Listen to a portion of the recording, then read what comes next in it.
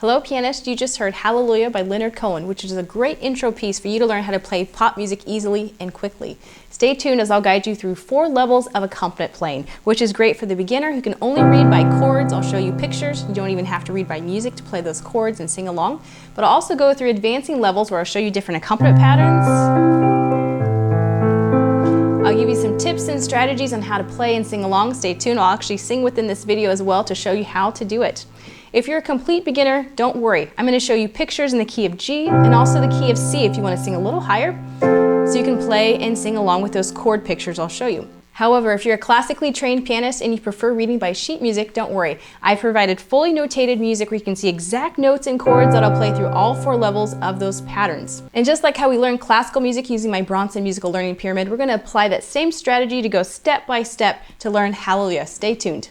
All right, let's start with the rhythmic approach for our musical learning pyramid. Time signature to begin. 6/8 means 6 eighth notes in each measure, which is perfect for triad playing. So as you go through level 1, you'll see some dotted half notes, which is 6 beats, 1, 2, 3, 4, 5, 6, which is great. I'll teach you how to play pedal and articulation so you get to move your hand. So if you're a beginner, I would give yourself a good 2 to 3 beats to start to move your hand down to keep it nice and fluent.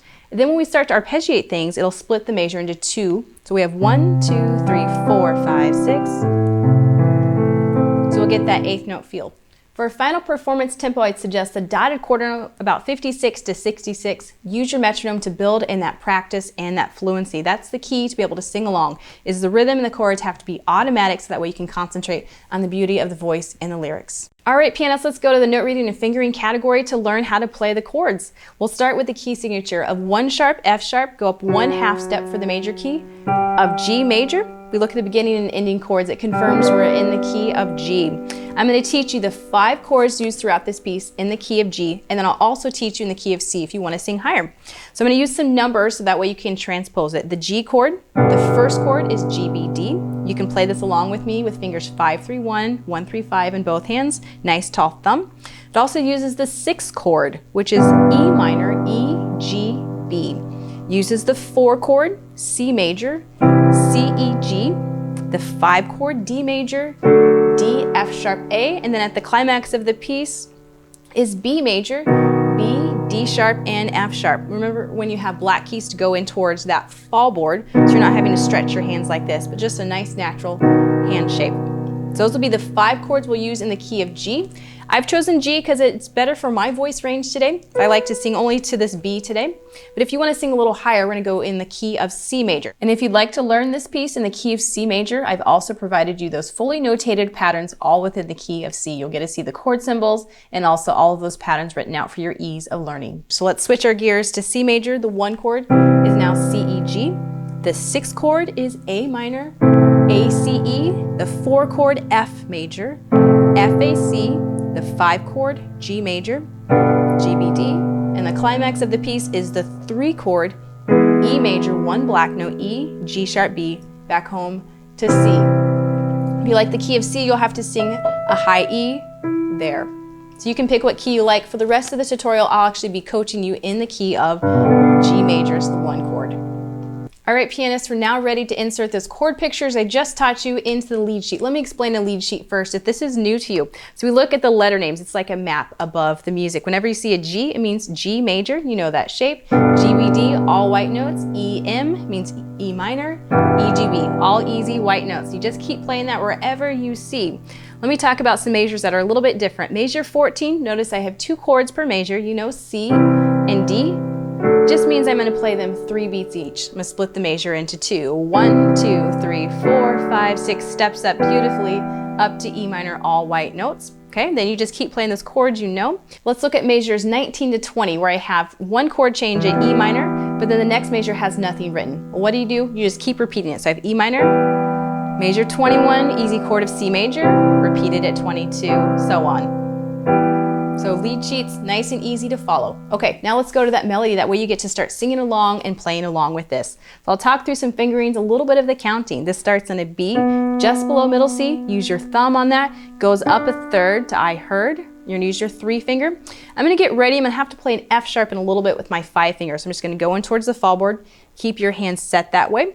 6/8, the 8th note gets 1 beat, the quarter notes get 2 beats. So I'm going to play through these notes and do some counting with you. 1, 2, 3, 4, 5, 6, 1, 2, 3, 4, 5, 6, 1, 2, 3, 4, 5, 6, 1, 2, 3, 4, 5, 6, 1, 2, 3, 4, 5, 6, 1, 2, 3, 4, 5, 6, 1, 2, 3, 4, 1, 2, 3, 4, 5, 6, 1, 2, 3, 4, 5, 6, 1, 2, 3, 4, 5, 6.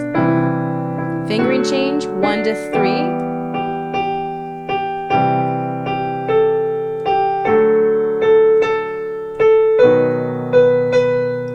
1, 2, 3, 4, 5, 6. Repeat E. 4, 5, 6. 1, 2, 3, 4, 5, 6. Repeat C. Back to C. 1, 2, 3, 4, fingering, change. First ending, down to D. Then if you want to do all those subsequent lyrics, you could switch back to that beginning hand position. So I'll include some melody recordings at 2 different tempi, the practice and the performance tempo. That way you can just practice that melody along, you can practice singing along with it, then you can apply those accompaniment patterns I'm going to teach you today to go along with that recording. All right, piano, so once you become very secure in those chord changes, remember to move early, 1, 2, 3, 4, 5, 6, so on. I'll teach you pedal. Next, you can move ahead to articulations if you want to go ahead and add that. And I would practice playing that melody and singing along with it before you can then just play straight chords in both hands.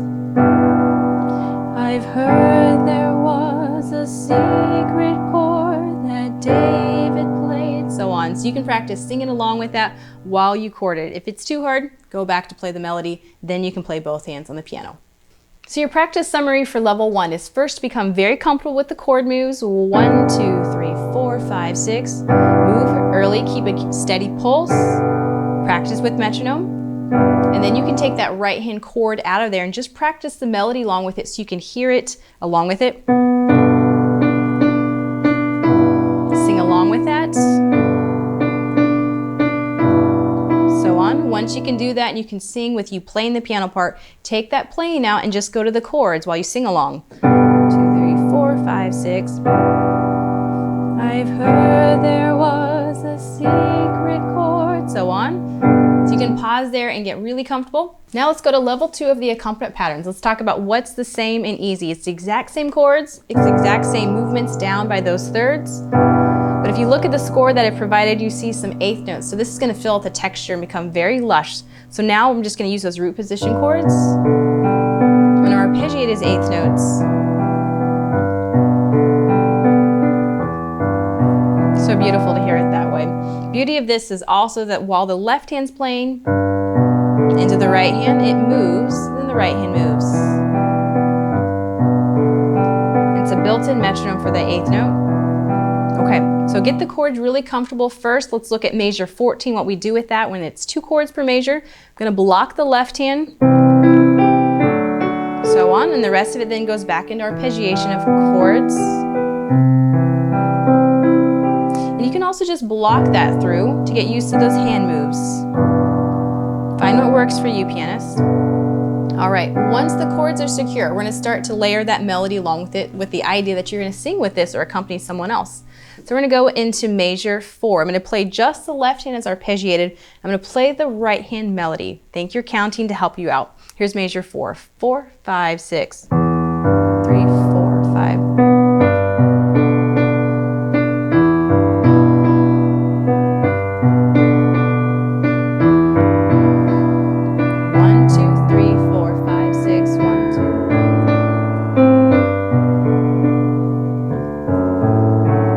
So on, you keep going with that pattern. So take your time getting that right hand melody secure with the left hand arpeggiation. Start to sing along with you playing that piano part, and then take it out and see if you can just arpeggiate and sing a little bit along with it. Let's go into a little bit later part of this piece. Let's go into the chorus of Hallelujah.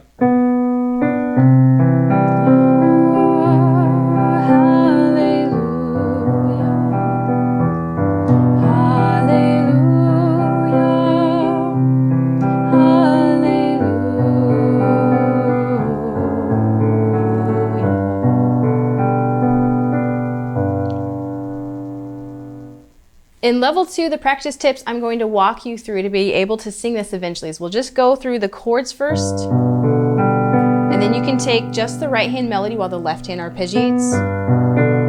Once that right hand is very secure with that, then you can start to arpeggiate both hands and practice singing along with it. And if you need to kind of just go back and forth, if there's a part that you can't quite align with your voice and the full chords, go back and add that melody until you can then arpeggiate it. All right, pianists, we've made it to level 3 of our accompaniment patterns. We'll talk about what's the same and what's different. So we're going to repeat those left hand root position chords, exact same position as you've walked through level 1 and 2. So hopefully that feels automatic. What's new is the right hand is going to play these beautiful chord inversions. It's going to fill out 2 octaves of the keyboards. This is where your voice has to be very secure. I'm going to be playing where you will actually be singing. You could also use a melody that I've recorded for you to practice your piano accompaniment. Sing along with that melody just to help guide the pitches. So let's get into those chord inversions. Let me explain the notation of this. If you look at the score, it's written here on this B, B, D, G, B2, but it has an octave higher sign. So you're actually going to play it as a B number 3. I put the octave higher sign to avoid all those ledger lines, just for your ease of reading. I'm going to talk you through those 5 chords in first inversion, fingerings 1, 2, 5. So we have B, D, G is that G chord, E minor is G, B, E, and the C chord is C over E, E, G, C, very easy, all white notes. And then the D chord has an F sharp on the bottom, go in towards the fall board, F sharp, A, D, only that one black note, and then there's one more used at measure 18 with the B chord. You have D sharp, F sharp, and B. Again, go towards the fall board. That's your 5 chord. Just get really comfortable blocking through those chords before you try to put it within the lead sheet. So another step to go through is block the left hand and block the right hand. 1, 2, 3, 4, 5, 6. Remember to move one hand while the other plays so it's fluent. So you can stop there and just get that very comfortable before you try to arpeggiate. You can do an in-between step before full arpeggiation. Left hand arpeggiate, right block. 1, 2, 3, 4, 5, 6. Then you can arpeggiate. I've heard there was a secret chord that David played and it pleased the Lord, but you don't really care for music, do ya? So on. It goes like this: the 4th, the 5th, the minor fall, the major lift, the baffled king, composing hallelujah. Repeat those chords. And then if you want to break it up, you can do a hand over hand arpeggio. So I just did the left hand triad, right hand first inversion, left hand over to E, over to G. That's the fun when you have 2 chords per measure, you can arpeggiate that a little bit differently. All right, pianists, you've made it to level 4 of the accompaniment patterns. We're going to add more beauty, but it still stays very easy as it incorporates the skills from the previous 3 levels. So what's new is the left hand. I'm no longer just doing root position chords. We're going to use the most common pattern for chording is the root, the 5th, and the root. So we're just going to block through these 5 chords in this position. Notice I am a little extended out into this octave so you can play and relax your hand. If you have a smaller hand, go back to your natural hand shape. E minor is E, B, E. And then we'll skip ahead to like measure 9 where we'll use our C chord, C, G, C, up a step to D major, D, A, D, back to G. That follows through the verse. Then we get into measure 18, I'll use that B chord, B, F sharp, B for the 5th of the chord. That's your 5 chords. Just practice that left hand, get those comfortable first. What's the same from our previous levels is the right hand still uses first inversion triads. It's beautiful as it fills out all of these multiple octaves on the piano. It's more of a resonant sound to support your voice. You can sing out louder because of that full piano support. Friendly reminder on the way that I've written this right hand, if you're tuning in here, the right hand is written as this B on the staff, 2 below middle C, but to avoid those ledger lines, I've actually notated it an octave higher. So the hands are actually going to be here on a G2 and a B3 throughout the piece, and then we'll move it down to our closest inversion. So before you try to arpeggiate it, I would just block through left, right. Remember to move one hand while the other's playing. And once that starts to become comfortable, maybe you can arpeggiate the left hand right. 2, 3. You get the idea. And you can practice arpeggiating that along with my recording of the melody. Let's look at measure 14 and then I'll sing it for you. So measure 14, since I can only play 2 chords here, I have to arpeggiate hands together. If that feels too hard, you could just block the left hand and then back to arpeggiation. So go through that lead sheet, get all of those chord changes really comfortable. Reminder into the chorus, you stay in the chord twice. Here's measure 19.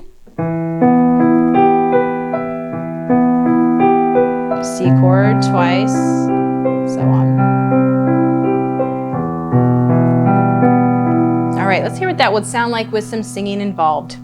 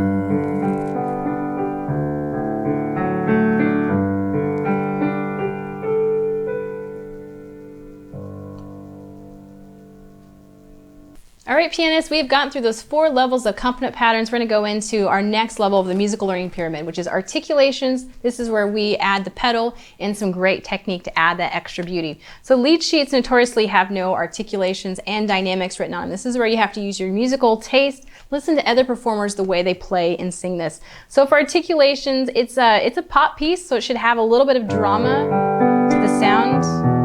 It's not going to be completely smooth, but I am going to add some slurs to it, but it pronounces the bass notes. E and G. So I use some arm weight down on that. I also incorporate wrist circles. You can check out another video for that. So it simply means when I go towards my body for the left hand, over, right hand, under. Over, under, drop. We can use that back in our arpeggiated chords as well.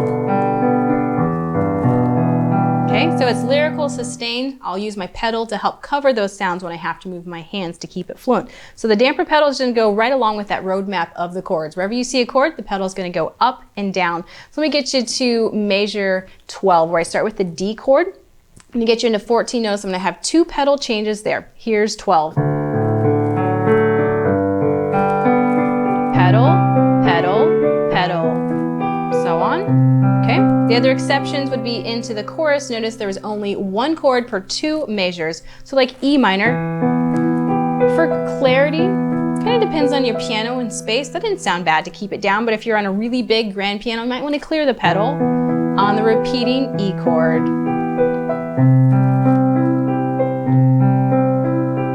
There it is for pedal. All All right, next let's move up into the dynamics category of this piece. So if you're going to play and sing along, you have to have your accompaniment softer when the voice enters or if you're accompanying someone else. For the introduction, we're going to use our 4-bar phrasing. So we're going to make the 3rd major your loudest, G, growing. Here's the goal, back it off, and then softer.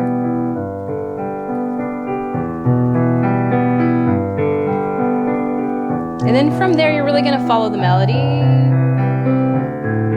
Back it off. So there's still those waves of dynamics, just like we have in classical music. So there, if you will play along with that recording of the melody, I'll give you some really clear dynamics for you to follow. Go along with as I sing it as well to help you.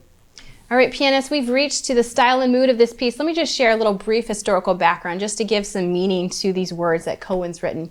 So Cohen wrote this in 1984. It was really a low point in his career. His music was not very popular at that time. It took actually 10 years for Hallelujah to come to fame. Came to fame with some help of some other famous musicians. So Bob Dylan in 1988 recognized the brilliance of Hallelujah and started performing it at some of his shows, and people started to catch on this. It was an excellent song. And then in 1994, Jeff Buckley did a cover of the Hallelujah that we all love and we've heard before. And he's performed that, and it really shot it to fame. Since then, it's been covered by countless famous musicians, by Bono and Bon Jovi. So the style should be very contemplative, as the lyrics seem to speak of forgiveness and redemption. So think about that as you sing. Look through those lyrics. You can look up the lyrics that go on after what I've showed you on the lead sheet. So to get to that feeling, you have to go back through those stages of the learning period. Rhythm has to be super fluent and automatic. Those chords have to be in the hands so you can block them. Add that technique for a beautiful tone. Add the pedal for resonance. Dynamics should support the rise and fall so you get to the climax of the piece. Add that B major chord, and then it softens it up with the E minor. The chorus starts very beautiful and thoughtful. So on. So enjoy adding the style and mood to this piece as you sing. It will impart even more meaning into it.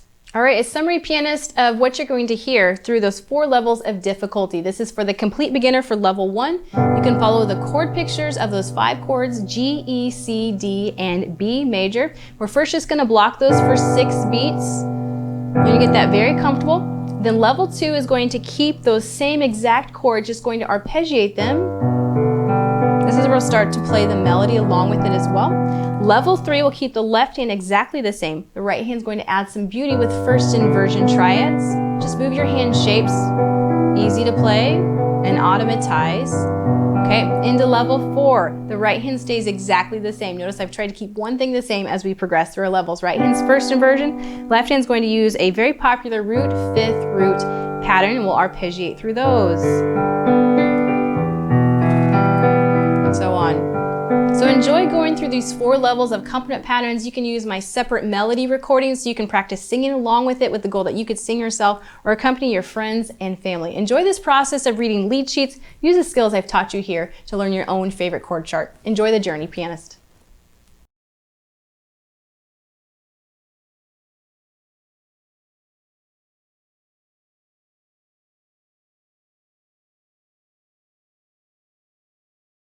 B major.